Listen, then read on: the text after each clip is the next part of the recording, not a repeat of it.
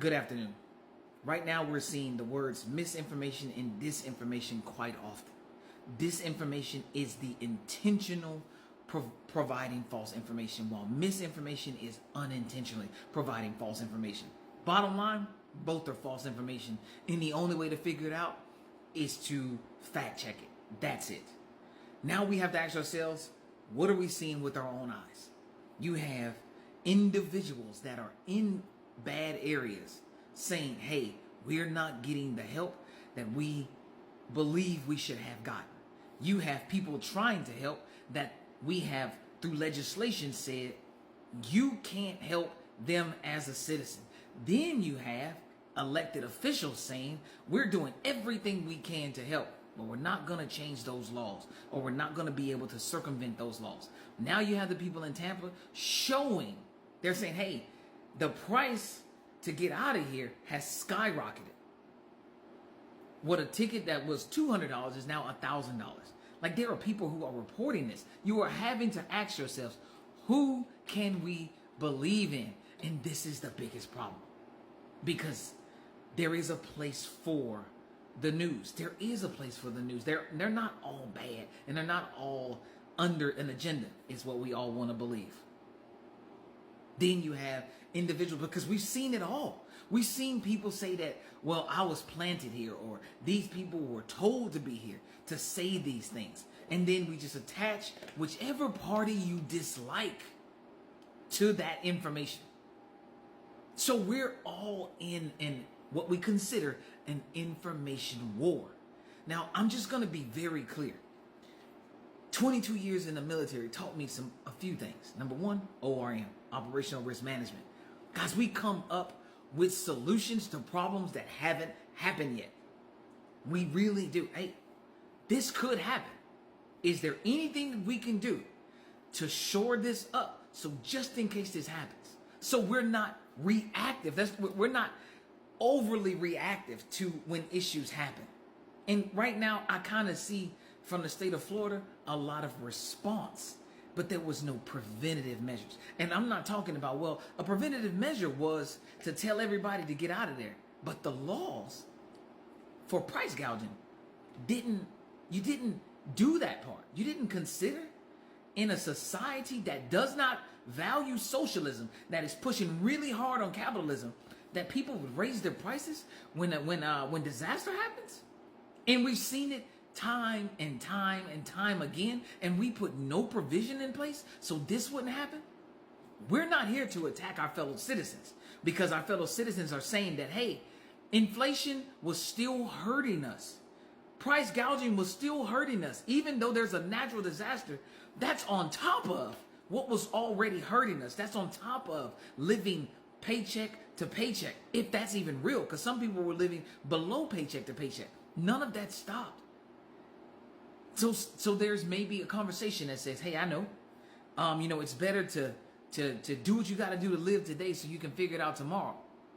Ask that to people who are still trying to figure that out. How simple that is. It's all simple to say. I did a video saying, hey man, give each other some grace. This is a moment, but this is also a moment. If you're not affected, open your eyes and see what's going on.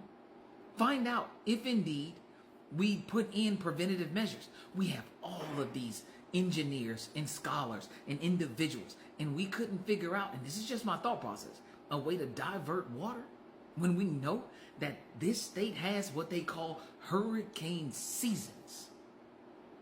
What did we implement to ensure that we could be a part of a mass evacuation from our coastal areas? We can even estimate the numbers that we may have to evacuate. What did our plans look like? Is our leadership pointing that out? Not that we had shelter so we could shelter in place, but how are we going to move these individuals? If we did move these people, making sure that if you're already financially strapped, how are we going to ensure that we didn't further add to that problem? Could we do anything? If we couldn't, did we explain that to the constituents, to the people who voted for us? Did we explain that? Early and often we talk about readiness. We talk about being prepared. All leaders aren't built the same. All leadership doesn't view things the same. Everybody is taking their experiences and bringing what they can. But some of us have been taught some other things. Leaders lead in times of crisis. We don't just respond. Leaders prepare prior to major events happening. In the technical field, one of the only things that we can never prepare for is what they call the 0-day attack. It's an attack that just happens that you could not and did not know was even capable. And it's a new attack. We go into response mode then, but we use the same operational risk management strategies to attack those issues. We have standard operating procedures that we can follow that will not have us starting from grassroots and figuring out how quickly we can implement a solution. Right now, just try to be there for each other without going to jail, without breaking the law. Like, citizens are saying, I want to help, but I can't without hurting myself or others. Meaning, I can't give you money because then you won't qualify to get FEMA's money. So I can't help you like that. But then somebody says, but you can keep donating to us, but I don't want to donate to you. I want to donate directly to the person that I'm standing in front of that has the problem. It's difficult because we don't have transparency either. You got people that are saying, hey, we're not getting the help, but you got the people that are working for these corporations saying, we are helping you. We're doing everything we can. Well, show us who you're helping. Well, we can't do that part. Well, Jesus, but we can see that they're saying that they're not getting help. These are the people who are supposed to get help that are saying, man, this is going to be a tough one. But you're saying you've helped out so many people and you've given out so many millions of dollars, but you can't tell us that these people are saying we didn't get it, but you're saying you gave out all this money. It's difficult. It is very difficult because we do not have transparency in our governmental systems that we, the taxpayers, pay for, which is something that taxpayers always say. How come we can't know anything about what we have to pay for? Why is it so complicated to get this information figured out? This is why we have so much misinformation and disinformation, because we're not allowed to see on our own. We're not allowed to figure this out on our own. There is a place for individualism and understanding that. It's time right now to yes, we have to handle a myriad of issues. You have personal problems. Now you also have social problems because we have our fellow citizens that are experiencing a national emergency. And we have to also make sure that when we help within the confines of a law. Because we know what it means to go outside the confines of that law. So it is difficult to be a citizen right now. It is difficult. And you are hearing from the horse's mouth. You're hearing it from citizens. This is not easy to just get up and go. Some of us just can't because we don't have it to be able to do so.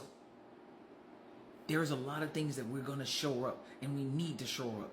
And it's in times like this that we can see how unprepared we were. And how a lot of, because of our programs that were not as prepared as they should have been, we're having to rely on ourselves individually to figure it out for ourselves. And there will be aid. It just may not be the type of aid that we believe should be here with the amount of finances that we put out as citizens. And I know that that's the grassroots problem is we've paid so much into this system, yet it's not there to shore us up the way we feel like it should because we've given you real investment and we're not seeing the return.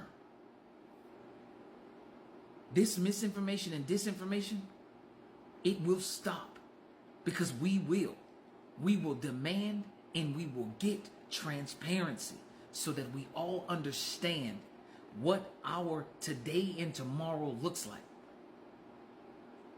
Continue to have grace for each other and continue to send your thoughts and your prayers as we get through this hurricane.